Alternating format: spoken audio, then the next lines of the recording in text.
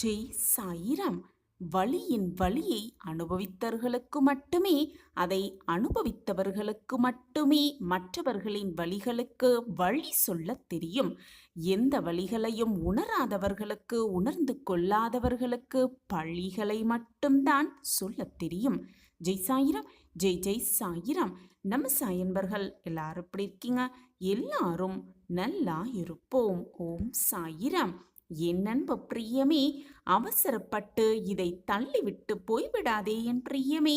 உன்னை தேடி, உனக்காகவே நல்ல கருத்துக்களை சொல்ல உன்னப்பா உன்னை தேடி வந்திருக்கிறேன். இந்த முறையும் என்னை தவிர்த்துவிட்டு பின் புலம்பிக் கொண்டே இருக்காதே. ஆம் என் குழந்தா, எல்லோரையும், உன்னை சுற்றி இருக்கும் அனைவரையுமே அப்படியே நம்பிவிடாதே. பழகுகின்ற எல்லோர் மீதும் பரிதாபப்படுவது என்பது ஒரு விதமான பலவீனம்தான் என்பதை புரிந்து கொள். ஆம் என் குழந்தையே, போலியானவர்கள் யார் என்று உனக்கு தெரியாமலேயே போய்விடும். எந்த உறவாக இருந்தாலும் அதில் நீ உண்மையாக பாசம் வைத்தால் மட்டும்தான், நீ விலகி நின்றாலும் கூட அது உன்னை தேடி வரும். சர்வ நிச்சயமாக உன்னை தேடி வரும் அந்த உறவு. என் அன்பு பிரியமே, 1000 பேர் ஒரு போட்டியில் கலந்து கொண்டாலும் கூட ஏன் ஒரே 1% பேர் மட்டுமே வெற்றி பெறுகிறார்கள் என்பதை என்றாவது சிந்தித்திருக்கிறாயா? அதே போல் வெற்றி பெறுபவர்கள் ஒரு சில பேர்தான் இருக்கிறார்கள். மற்றவர்கள் அனைவரும் ஏன் தோல்வியை தழுவிக்கொண்டே இருக்கிறார்கள் என்று சிந்தித்து பார்த்திருக்கிறாயா என் குழந்தையே? அந்த சிந்தனை உன் மனதிற்குள் எழுந்தால், ஏன் 1% பேர் மட்டுமே வெற்றி பெறுகிறார்கள் என்ற சிந்தனை உன் மனதில் எழுந்தால், இதோ உனக்கான இந்த கதை உனக்கு தெளிவாக புரிய வைக்கும். அதை புரிய வைக்கும் விதமாக ஒரு கதையை சொல்கிறேன், கேட்டுப்பார் என் குழந்தா. ஒரு ஊரில் ஒரு துறவி வாழ்ந்து கொண்டிருந்தார். அந்த துறவியை சந்திப்பதற்காக தினமுமே பல பேர் வந்து தங்களுடைய குழப்பம் தீர அந்த துறவியிடம் பதில் பெற்று கொண்டு போவார்கள். அப்படி ஒரு சமயம் ஒரு மனிதர் அந்த துறவியை சந்திப்பதற்காக வந்தார். அந்த மனிதர் துறவியை பார்த்து அவர்கிட்ட இருக்கிற பிரச்சனைகள் எல்லாம் அனைத்தையும் சொல்லிவிட்டு அதற்கான தீர்வு என்ன என்பதை அந்த துறவியிடம் கேட்பதற்காக அந்த மனிதர் அந்த துறவியை தேடி வந்தார். உடனே அந்த துறவி அந்த மனிதரை பார்த்து, உனக்கு என்ன வேண்டும், என்ன பிரச்சனை, கேள், அதற்கான முடிவை நான் உனக்கு தருகிறேன் என்று அந்த துறவி அந்த மனிதரை பார்த்து கேட்டார். உடனே அந்த மனிதர், என்னுடைய வாழ்க்கையில் மிகப்பெரிய பிரச்சனைகள் அனைத்துமே இருந்து கொண்டிருக்கிறது. என்ன பிரச்சனை என்றால், என்னால் எந்த ஒரு காரியத்தையும் சரியாக செய்ய முடியாமல் நான் தவித்து கொண்டிருக்கிறேன். எந்த ஒரு வேலையை எடுத்துக்கொண்டாலும் சரி, அந்த வேலையை முழுவதுமாக என்னால் முடிக்க முடியவே இல்லை.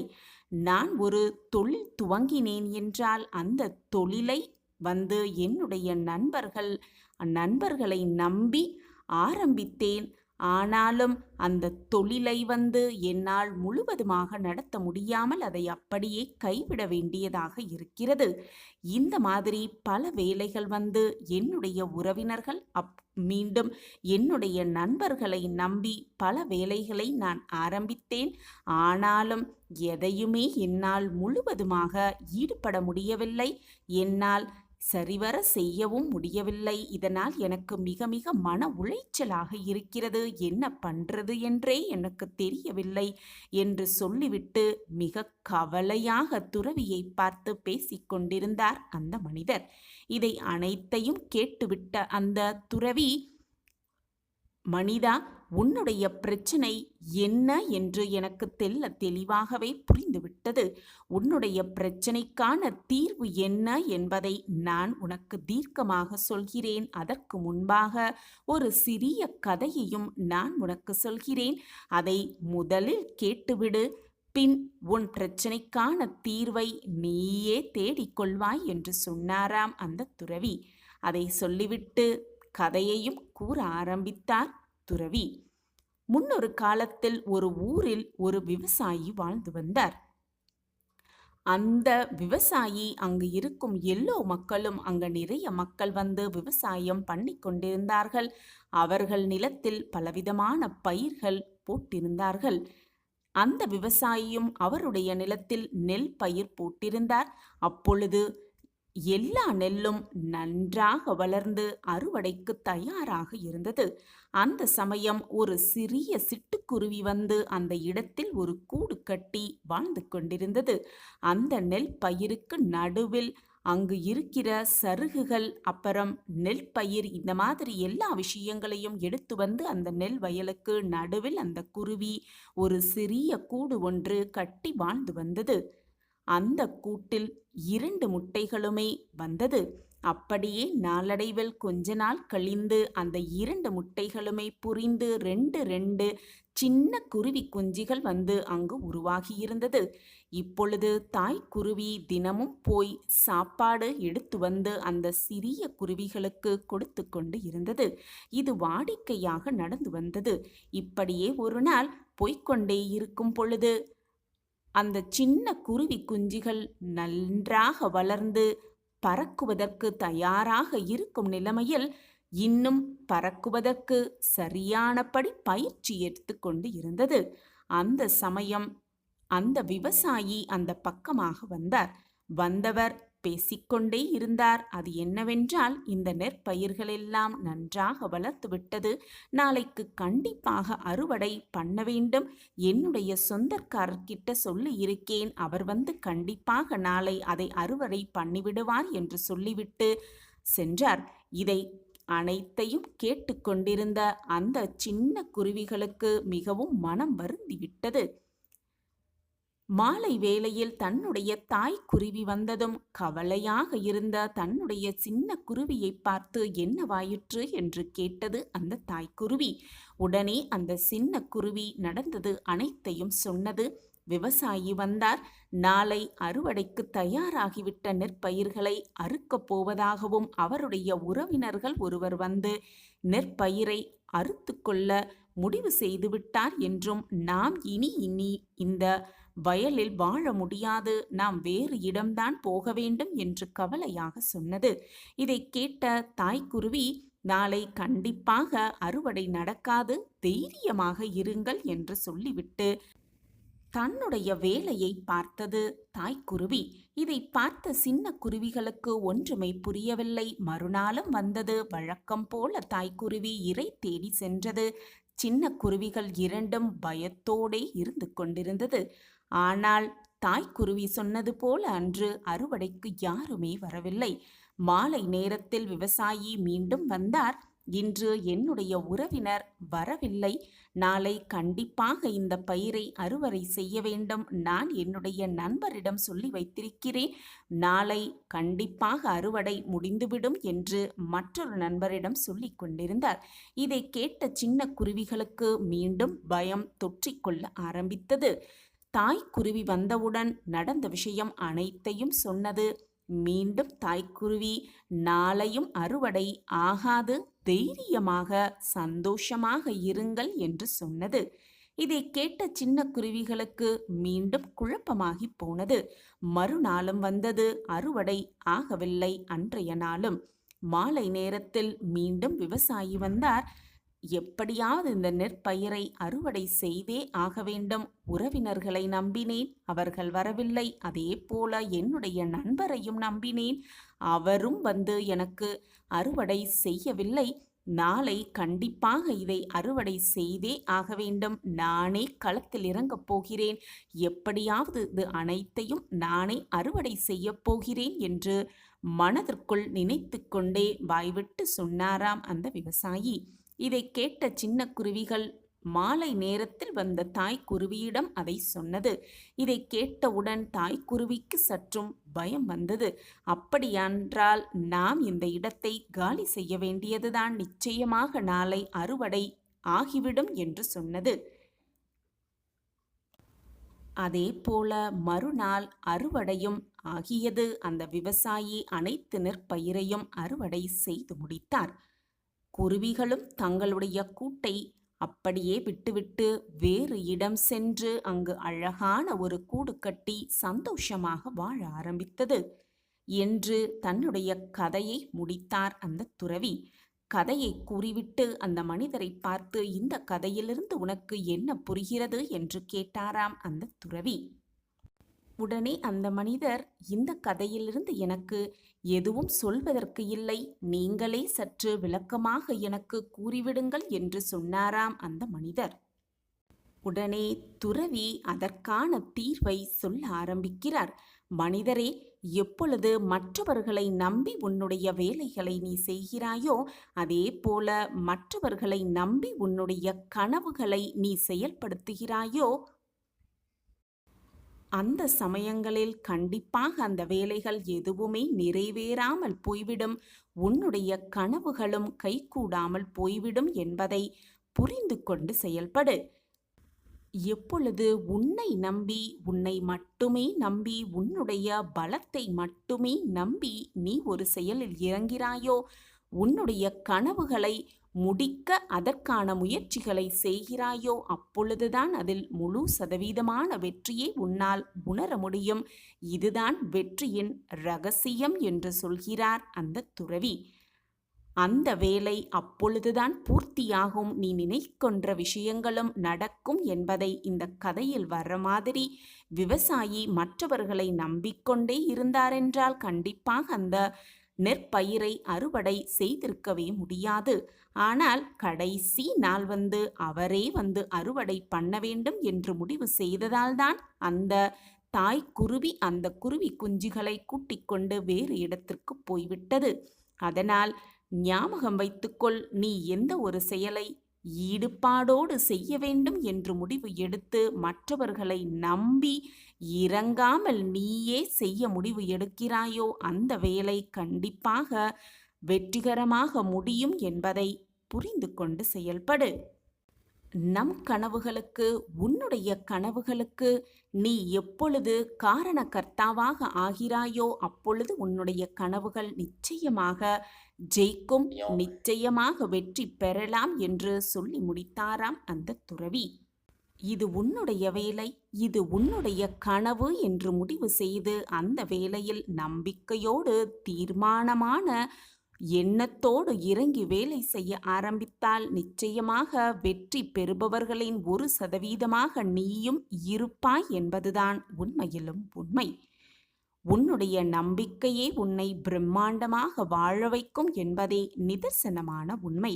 உனக்கு துணையாக உன்னப்பா நான் உன்னோடு இருந்து கொண்டிருக்கும் பொழுது எதற்குமே நீ பயப்பட வேண்டிய அவசியமே இல்லை என் பிரியமே. சாயப்பா இருக்க உனக்கு எதற்குமே பயமே வேண்டாம். நான் தான் உன்னோடு இருந்து கொண்டிருக்கிறேனே. இனி வரப்போகும் நாட்களில் உன் வாழ்வில் பல மாற்றங்களையும் பல அதிசயத்தக்க நிகழ்வுகளையும் சந்திக்கப் போகிறாய். நான் அதற்கான ஏற்பாடுகள் அனைத்தையும் செய்து கொண்டுதான் இருக்கிறேன். புது வழியை உனக்காகவே நான் கண்டுபிடித்திருக்கிறேன். அந்த வழி உன் கண்களுக்கு தெரியும்படி நான் அதை உன்னிடம் திருப்பியும் இருக்கிறேன். இனி உன் வாழ்க்கையில் நீ வெற்றியடைய, விரும்பியதை அடைய, தேவையானது அனைத்தையும் பெற்றுக்கொள்ள புதிய புதிய வழிகளை கண்டுபிடிக்கப் போகிறாய். அதற்கு அனைத்துமாக உன்னப்பா உன்னோடு இருந்து உன்னை வழிநடத்தி கொண்டே இருப்பேன். உன்னுடைய நீண்ட நெடுகால காத்திருப்பெல்லாம் மிக சுபமாக முடியப் போகிறது. உன் காத்திருப்புக்கான பலன் சர்வ நிச்சயமாக உனக்கு கிடைக்கப் போகிறது இன்றிலிருந்து. இது நாள் வரை நம் வாழ்க்கையில் இது நடந்து விடாதா, நம் வாழ்க்கையில் இது நிகழாதா என்று நீ காத்திருந்த ஒன்று மிக சுலபமாகவே உன் கைகளில் சேரப்போகிறது. சர்வ நிச்சயமாக நான் உனக்கு வாக்கு அளிக்கிறேன். உனது கோரிக்கைகள் எல்லாமே நிறைவேறப் போகிறது. உன் சாயப்பா உன்னோடு இருக்கும் வரை நீ எதற்குமே பயப்பட வேண்டிய அவசியமே இல்லை. சாயப்பா இருக்க உனக்கு ஏன் மனக்கவலை? வெற்றியை மிக சுலபமாக அடைய தன்னம்பிக்கையை உன்னுள் அதிகரிக்க செய்ய வேண்டும். தன்னம்பிக்கையை அதிகரிக்க என்ன செய்ய வேண்டும் என்பதை நான் கூறுகிறேன். தெளிவாக கேட்டுக்கொள்கிறாயா? உன்னை நீயே முதலில் உயர்வாக எண்ணிக்கொள். எந்த சூழலையும் சமாளிக்க முடியும், என்னால் தாண்டி வர முடியும் என்ற துணிச்சல் உன் மனதில் முதலில் பிறக்க வேண்டும்.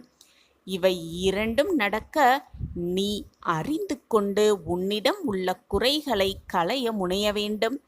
உன்னிடம் என்ன குறை இருக்கிறதோ அந்த குறைகளையெல்லாம் களைந்து நம்பிக்கையையும் தன்னம்பிக்கையையும் உன் மனதில் வளர்த்து கொள்ள வேண்டும். உன் மனதை வருத்தும் நிகழ்வுகளையோ மனிதர்களையோ ஒதுக்கிவிட்டு புதிய வாழ்விற்கான தேவைகளை எண்ணிக்கொண்டே இருக்கலாம். அதுதான் தன்னம்பிக்கையின் முதல் அடியாகவே இருக்கும். நீ முன்னெடுத்து வைக்கும் அடி அளவில் சிறிதாக இருந்தாலும் கூட அதுவே உன்னை அடுத்த கட்டத்திற்கு அழைத்து செல்லும். உன் வருங்காலம் எத்தனை உன்னை பயமுறுத்தினாலும் முயற்சியை மட்டும் எப்பொழுதும் கைவிட்டு விடாதே. உன் ஒவ்வொரு முன்னேற்றத்திற்கும் உன்னையே பாராட்டிக் கொள்ள கற்றுக்கொள்.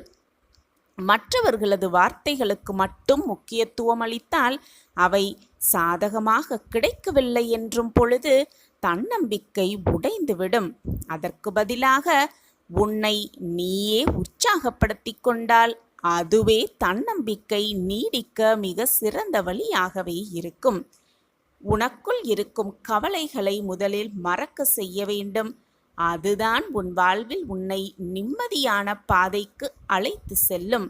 நான் உன்னோடு எப்பொழுதும் இருந்து கொண்டே இருக்கும் பொழுது உன் மனதில் குழப்பமோ கவலையோ வேண்டவே வேண்டாம். என்னை வரவேற்க தயாராக இரு. கண்களை நம்பிக்கையோடு திறந்து பார். நான் உன்னை தேடி வந்திருப்பதை நிச்சயமாக நீ உணர்வாய். என் அன்பு குழந்தையே, நம்பிக்கை குறைகிறது என்று நீ நினைக்கும் தருவாயில் உன் வழியில் நான் உன் சாயி தேவா செயல்படத் துவங்குவேன். அந்த நேரத்தில் நான் உன் அருகில் நிச்சயமாக இருப்பேன். நம்பிக்கை இழக்கும் நேரம் ஒன்றை புரிந்து கொள். பந்தய கோட்டிற்கும் உனக்கும் ஒரு அடி தூரம்தான் வித்தியாசம் இருக்கிறது என்று மனதில் நினைத்துப்பார். அந்த தருணத்தில்தான் உன் பொறுமையும் நம்பிக்கையும் இழக்கும் மனநிலை, சக்தியில்லாத சூழ்நிலை உருவாகும். அதை முதலில் கவனத்திற்கு எடுத்துக்கொள்.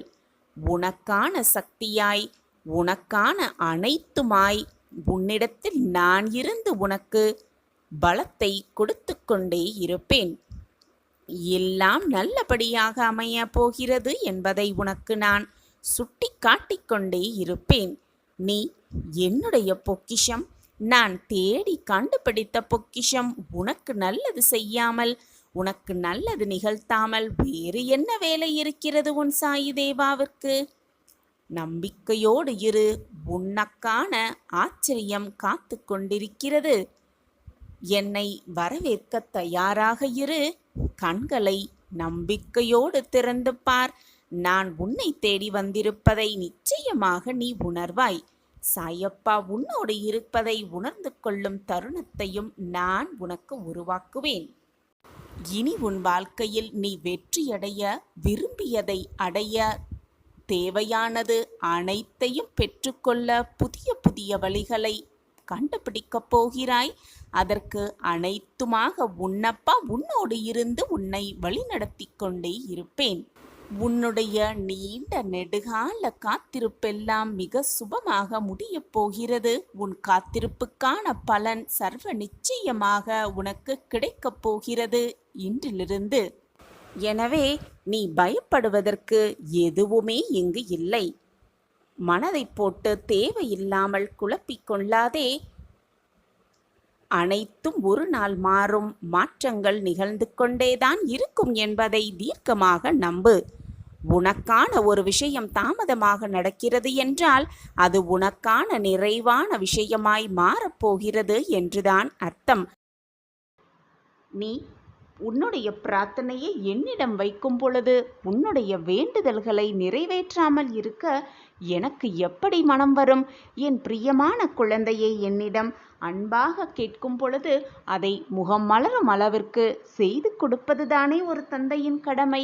உன்னுடைய வேண்டுதல் எனக்கு செவி சாய்த்து விட்டது, எனக்கு கேட்டு விட்டது. அந்த வேண்டுதலை நிறைவேற்றவே உன் சாயப்பா ஆசையோடு காத்து கொண்டிருக்கிறேன். வா குழந்தையே, வந்து வேண்டிய வரத்தை என் கைகளிலிருந்து மகிழ்ச்சியாக பெற்றுக்கொள். இனி உன் வாழ்க்கையில் எல்லாம் சுகமாக மாறப்போகிறது. நீ கேட்டது எல்லாம் உனக்கு கிடைக்கப் போகிறது. நினைத்தது எல்லாம் நடக்கப் போகிறது. நீ என்னிடம் பிரார்த்தனையாக வைத்தது அனைத்தும் உனக்கு நிறைவேறப் போகிறது. உனக்கு அனைத்தையும் அள்ளி அள்ளி கொடுக்கவே உன் சாயப்பா காத்து கொண்டிருக்கிறேன் உன் வருகைக்காக.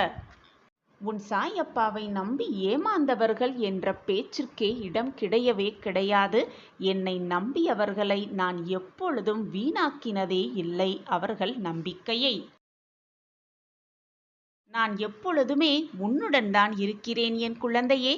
என் வாழ்க்கையே நீயாக இருக்கும் பொழுது நான் எப்படி உன்னை கைவிட்டு உன்னுடைய வாழ்க்கை பயணத்தில் தொடர்ந்து நிம்மதியாக ஒவ்வொரு அடியையும் நம்பிக்கையோடு எடுத்து வை. உனக்கு துணையாக எப்பொழுதுமே உன் அப்பா உன் அருகிலேயே இருப்பேன். நீ தவறான பாதையில் சென்றால் உன்னை தாங்கி பிடிக்கும் அனைத்துமாக உன் அப்பா உன் அருகிலேயே இருக்கும் பொழுது வீணாக எதற்குமே பயப்படாதே, கலங்காதே, கண்ணீரை வீணடிக்காதே. உன் கடினமான காத்திருப்புக்கும் பொறுமைக்கும் நீ விரும்பிய பரிசை மகிழ்ச்சியாக வந்து உன் சாயப்பாவிடம் வந்து வேண்டிய வரத்தை அள்ளி அள்ளி பெற்றுக்கொள். எனவே இனி கவலையே வேண்டாம். நான் கொடுப்பதெல்லாம் நன்மைக்கே நினைத்து நான் கொடுப்பதை, உன் அப்பா கொடுப்பதை பக்தி சிரத்தையோடு நம்பிக்கையோடு மகிழ்ச்சியோடு அதை வாங்கி கொள்ள வேண்டும். இதுதான் உன் சாயப்பாவின் ஆசையும் கூட. கலங்காதே என் கண்மணியே, உன் அப்பா நான் இருக்கிறேன். இதுவரை உன் வாழ்க்கையில் நிகழ்ந்த சோதனையெல்லாம் உன்னை விட்டு விலகி மகிழ்ச்சி, சந்தோஷம், ஆனந்தம் எல்லாம் ஒன்று கூடும் நேரம் எல்லாம் கனிந்து இருக்கிறது. இந்த நேரத்தில் வீணாக உன் மனதை போட்டு குழப்பிக் கொள்ளாதே. ஒவ்வொரு விஷயத்திலும், உன் வாழ்க்கையில் நடக்கும் ஒவ்வொரு விஷயத்திலும் கவனமாக இருந்து எப்படி முன்னேற வேண்டும், எப்படி செயல்பட வேண்டும் என்பதை சிந்தித்து சிந்தித்து செயல்படு. கண்மணியே, உன்னுடைய சோம்பேறித்தனத்தையும் எதிலையுமே அலட்சிய போக்கோடு இருக்கும் உன் மனதையும், பக்குவமே படாமல் இருக்கும் உனது அறிவையும் முதலில் நீ சரி செய்து கொள்ள வேண்டும். வாய்ப்புகளும் சந்தர்ப்பங்களும் உனக்காகவே வர காத்து கொண்டு இருக்காது. நீதான் அந்த வாய்ப்புகளையும் சந்தர்ப்பங்களையும் தேடி தேடி கண்டுபிடிக்க வேண்டும். உன் தேடலில் முழு முயற்சியோடு நீ தொடங்க ஆரம்பி. உனக்கான வழி, நல்ல வழி உன் கண்களுக்கு தெரியும்படி உன் சாயிநாதர் என்னுடைய ஆசிர்வாதத்தை எப்பொழுதும் வழங்கிக் கொண்டே இருப்பேன். உன் வாழ்வில் மிகப்பெரிய மாற்றத்தை ஏற்படுத்தவே உன் சாயப்பா திட்டத்தை தீட்டிவிட்டேன். இனி உன் வாழ்வில் எல்லாமே நல்ல நல்ல மாறுதல்களாகவே நடக்கும். இதுநாள் வரை உன்னை ஆட்டி படைத்த பிரச்சனையிலிருந்து நிச்சயமாக உன்னை மீட்டெடுப்பேன் உன் சாயி தேவா. நான் என்னதான் பிரச்சனையிலிருந்து மீட்டெடுத்தும் வழியை உனக்கு கூறினாலும், வாய்ப்பை வழங்கினாலும், சந்தர்ப்பத்தை உன கைகளில் வந்து கொடுத்தாலும், அந்த இடத்தில் அந்த வழியில் நீதான் உன் பாதங்களை பதித்து நடக்க வேண்டும். மற்றவர்கள் யாராவது வரவேண்டும், நம் கையை பிடித்து அந்த வழியில் நடத்தி செல்ல வேண்டும், நம்மை வழிநடத்த வேண்டும் என்று நினைப்பதை அடியோடு மறந்துவிடு குழந்தையே. வாய்ப்பும் சந்தர்ப்பங்களும் வரும்பொழுது அதை பக்குவமாக, நம்பிக்கையாக, தைரியமாக எதிர்கொள். அப்பொழுதுதான் உன் வாழ்க்கை என்னும் பயணத்தில் வெற்றிகரமாக நீ எட்டி பிடிக்க முடியும். நிம்மதியும் சந்தோஷமும் ஆனந்தமும் செல்வத்தால் மட்டும் வந்துவிடாது. இந்த உலகம் என்றும் நாடக மேடையில் அனைவருமே நம் அருகிலும் நம் கூடவே நடிக்க வந்தவர்கள்தான் என்பதை மறந்துவிடக் கூடாது. எல்லோருமே ஒரு நாள் செல்லத்தான் வேண்டும். எனவே உறவுகளாலும் சுற்றி இருப்பவர்களாலும் வரும் கஷ்டத்தை மறக்கலாம், முடிந்தால் மன்னிக்கவும் செய்யலாம். நாம் வேண்டும் பொழுது இறைவன் வரவில்லை என்றால், இறைவன் என் பிரார்த்தனைக்கு செவி கொடுக்கவில்லை, என்னை காப்பாற்ற வரவில்லை என்று தவறாக நினைக்க வேண்டாம். நம்மை விட அதிகமாக கஷ்டத்தை அனுபவித்துக் கொண்டிருப்பவர்களை கவனித்துக் கொண்டிருக்கிறார், உதவிகளை செய்து கொண்டிருக்கிறாய் என்று மாற்றி யோசிக்கலாம். நமக்கான நேரம், நமக்கான காலம் வரும் வரை அந்த இறைவனே நமக்கான உதவியை செய்வார் என்று நம்பிக்கையோடு நம்பலாம். இப்பொழுது இந்த நொடி நாம் என்ன மனநிலையில் இருக்கிறோமோ அது நிச்சயமாக நம்மிடமே நீடிக்கவும் செய்யாது, நீடிக்கவும் முடியாது. நாளை இதே நேரம் இதே நொடி நாம் வேறு மனநிலையில்தான் இருப்போம். மாற்றங்கள் மனநிலையிலும் மாறிக்கொண்டுதான் இருக்கும். அப்படி இருக்கும் பொழுது ஏன் கவலையை சுமந்து கொண்டே இருக்க வேண்டும்? சந்தோஷமாக இருக்கலாம். நமக்கான வாழ்க்கையில் நமக்கான மாற்றங்கள் வரும் என்ற நிம்மதியோடு, மன அமைதியோடு எப்பொழுதும் சந்தோஷமாகவே இருக்கலாம். தினமுமே ஏதாவது ஒரு நேரம் எல்லாரும் நல்லா இருப்போம், எல்லாரும் நல்லா இருப்போம் என்று சொல்லிக்கொண்டே இருக்கலாம். கவலைகளெல்லாம் மறந்து நாமும் ஒரு நாள் எல்லோரைப் போல நன்றாகவே இருப்போம் என்ற நம்பிக்கையோடு மீண்டும் மீண்டும் அந்த வார்த்தைகளை ஏதாவது ஒரு நேரத்தில் சொல்லிக்கொண்டே இருக்கலாம். அனைவருமே, இந்த உலகத்தில் உள்ள அனைவருமே ஏதாவது ஒரு நேரத்தில் ஏதாவது ஒரு தருணத்தில் தங்களுக்கு பிடித்த மாதிரி, தங்களுக்கு விரும்பிய மாதிரி வாழ்க்கையை வாழ்வார்கள். அப்படி அவர்கள் வாழும் பொழுது நமக்கான வாழ்வு நமக்கு வராமலையா போய்விடும்? இந்த நம்பிக்கை எண்ணமே போதும், வாழ்வு நம் வசமாகும். மாற்றம் எல்லோருக்குமே மாறும். வாழ்வு இன்று ஏனடா இந்த வாழ்வு என்று நினைப்பவர்களுக்கும் என் வாழ்வு நன்றாக இருக்கிறதே என்று மாற்றி சிந்திக்கும் அளவிற்கு வாழ்வு மாறத்தான் செய்யும். இதுதான் வாழ்க்கை. எனவே எப்பொழுதும் கவலையை மறந்து நிம்மதியாக இருக்கலாம், மகிழ்ச்சியாக இருக்கலாம், ஆனந்தமாக இருக்கலாம், சந்தோஷமாக வாழலாம். சாயப்பா நம்மிடம் இருக்கும் பொழுது நமக்கு ஏன் மனக்கவலை? சாயப்பா இருக்க நமக்கு ஏன் மனக்கவலை?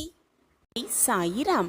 வாழ்வில் எந்த சூழலிலும் அஞ்சாமல் இருக்கலாம். தயக்கமும் குழப்பமும் இருக்கும் வரை எந்த மாற்றமும் நம்மில் ஏற்படவே படாது. எனவே எதற்குமே அஞ்சவே கூடாது. மனம் விட்டு வேதனை விலக்கிவிட்டு உனக்கான பாதையை நாம் கண்டுபிடித்தால் நிச்சயமாக நமக்கான பாதை தென்படும். நாம் நிற்பது பயிற்சி களம்தான் தவிர அதுதான் வாழ்க்கையாகி முடியாது.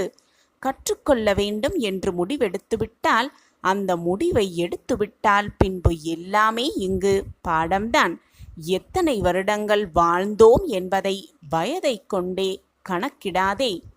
நாம் எப்படி வாழ்ந்தோம் என்று கணக்கிட்டு பார்த்தால், யோசித்து பார்த்தால் நாம் இன்னும் வாழவே இல்லை என்பதுதான் புரியும். எதையாவது நினைத்து கொண்டு நிம்மதியை இழந்துவிட்டு கவலையோടെ வாழ்க்கையை கழித்து கொண்டிருந்தோம் என்பது அப்பொழுதுதான் புரியும். நமக்கும் நம் வாழ்விற்குமான அர்த்தங்களை தேடிக்கொண்டே இருக்க வேண்டும். பிடிக்காததை செய்து நல்லவன் நல்லவன் என்று பெயரெடுப்பதை விட, மனதிற்கு பிடித்த நல்லதை செய்து கெட்டவன் என்று பெயர் எடுத்தாலும் தவறே இல்லை. வேதனையும் போராட்டமும் நிறைந்த வாழ்வில் காயங்களும் வலிகளும் மட்டுமே நம்மிடம் இருக்கிறதே என்று வருந்த வேண்டாம். அந்த காயங்களும் வலிகளுமே நம்மை வளர்க்கும் என்ற நம்பிக்கையோடு வாழலாம். நம் வாழ்வை நம் கட்டுப்பாட்டுக்குள் நாம் கொண்டு வர வேண்டும். யாரையும் பகைக்காமல் வாழலாம், பழிக்காமல் வாழலாம். நல்லவர்கள் சாபம் விட்டால் அது நிச்சயமாக பலிக்கும் என்று தீர்க்கமாக நம்பலாம்.